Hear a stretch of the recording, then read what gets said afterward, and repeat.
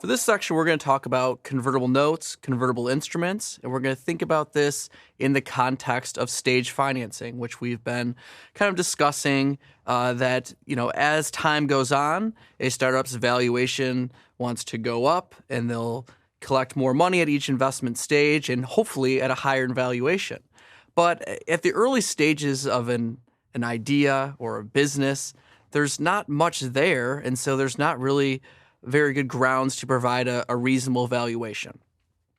However, investors may still want to invest. They might want to invest in the founders themselves, the idea, the product. They want to get in at an early stage, and so there needs to be an investment instrument in place that can kind of accommodate that, kind of a money now, valuation later. And so that's where convertible instruments such as convertible notes and convertible equity, such as safe agreements, simple agreements for future equity, as they're known by, come into place. And so that's what we're going to look at today. Let's start with convertible notes.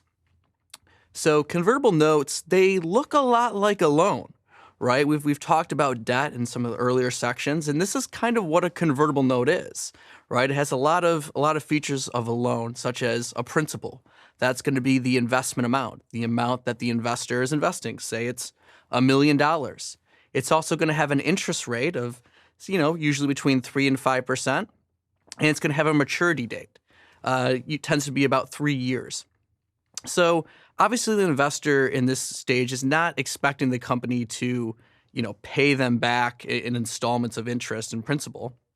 They are more making this investment with the hopes of converting into equity in the future.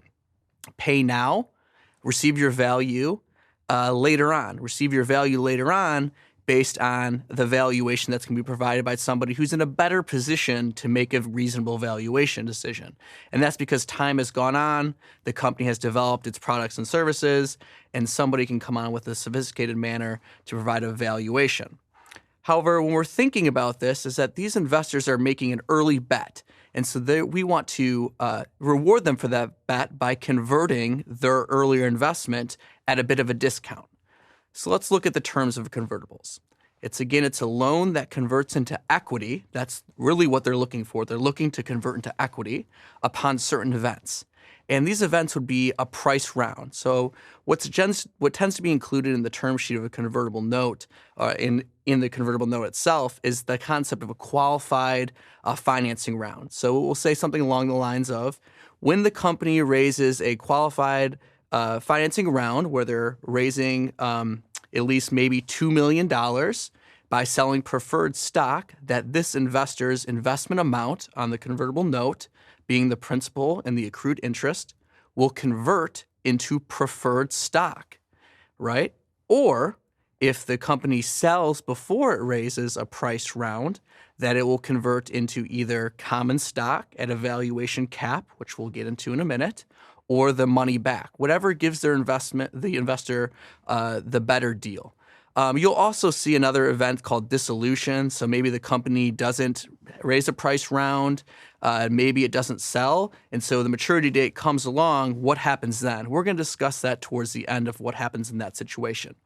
But let's go back there. So we're talking about converting into equity upon certain events, but at a discounted price. The two mechanics that come in a discounted price is the better of the discount rate, which tends to be a fixed rate.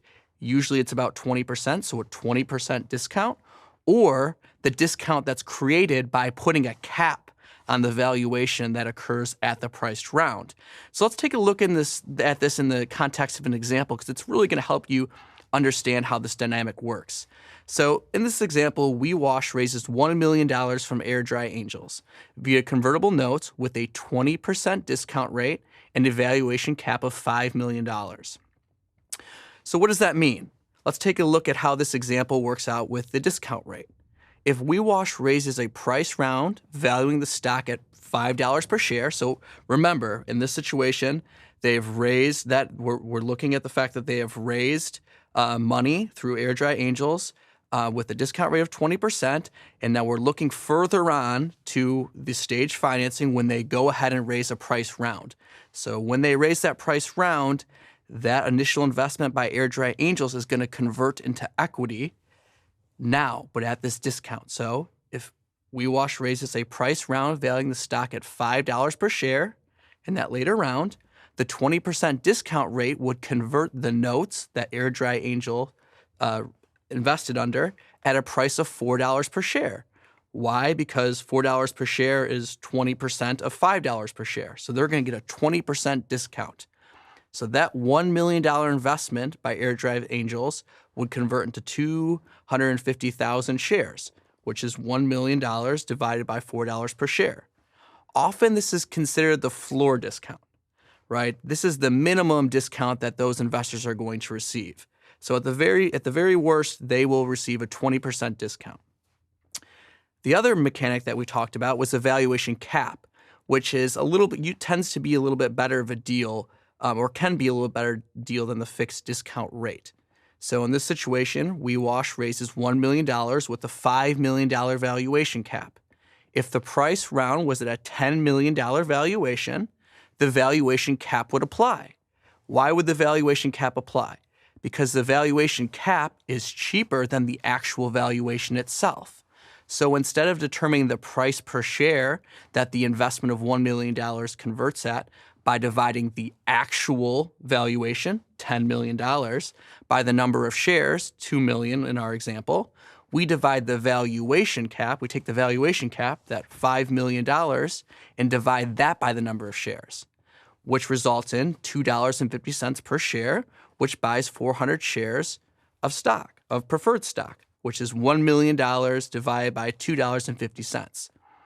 So again, when we're talking about the situation, we're talking about which deal gets Airdrie Angels what's the better deal for Airdrie Angels? So looking back at our example, the discount rate of 20% gave them the right to convert their shares at $4 a share, which was still cheaper than $5 a share, and that got them 250,000 shares.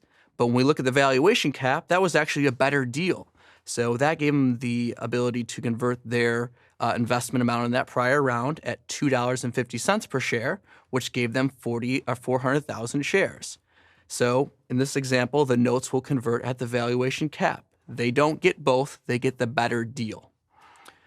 So we are going to try to look at this in the context of a cap table going forward, and how these earlier investments are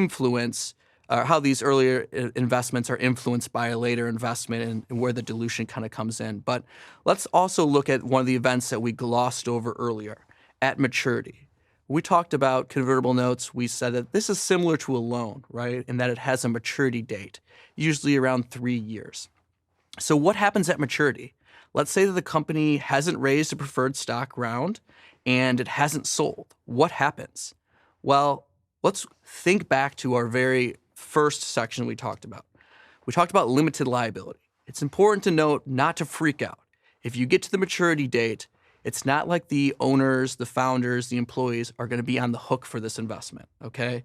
The investment was made in the company's name, and there's limited liability there. So this is generally going to be an obligation of the company, and if it doesn't have any assets to pay it, if it's broke, then the real decision making is going to be on the side of the investors and the company to get together and try to find a solution. They might want to extend the maturity date for another year. Maybe the company's doing just fine. It doesn't need to raise another investment round, and it actually doesn't need to sell either. It's kind of doing really well, and maybe it just needs perhaps another bridge financing, maybe another convertible note round to get it to the next stage, to get it to that price round. Or maybe things aren't going well at all, and it's time to wind up the business. It's time to take the $50,000 that's left in the bank, give that back to the investors and wind up the business and move on. That's kind of the approach that's really taken here when you reach a maturity date. Either you need to extend it, try to find out some alternative bridge financing structures, or maybe it's time to take a step back and wind down the business. This is one important aspect of the term sheet to think about, is who makes this decision. So if there's only one investor, then you're only talking to one individual to decide whether or not, or decide what you need to do in these situations. But oftentimes, these early stage rounds are comprised of friends and family, angels, and maybe assortment of early stage venture capital investors. And so, what you want to kind of bake into the term sheet, into the convertible notes themselves, is that it's up to the majority investors to decide what to do in the situation. And when we say the majority of investors, we're looking at the price, the aggregate price. So if the investors contribute a total of $1 million, any amount over $50,000 or $500,000 would be able to make that decision. What that does is if you allowed every individual investors to make their own decision in that situation, then one individual investor trying to force the company to pay back that amount of money will generally force the hand of the remaining investors, because they're not going to vote to extend the note if somebody else is going to call back $100,000 and demand payment.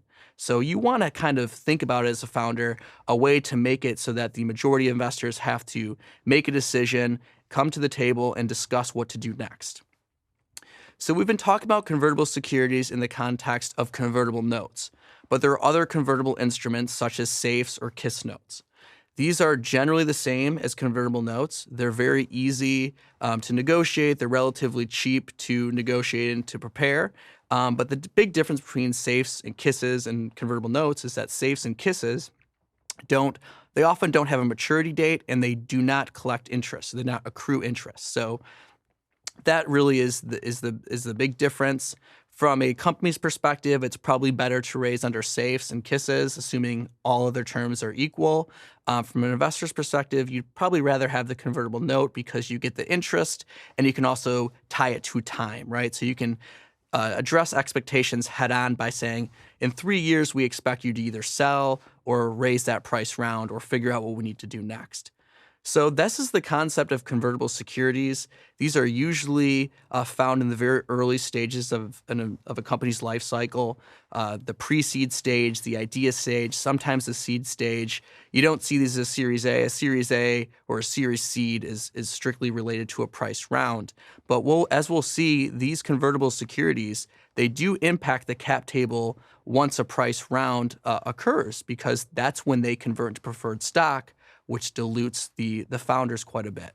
So I hope you learned a lot about convertible securities. Until next time, venture awaits.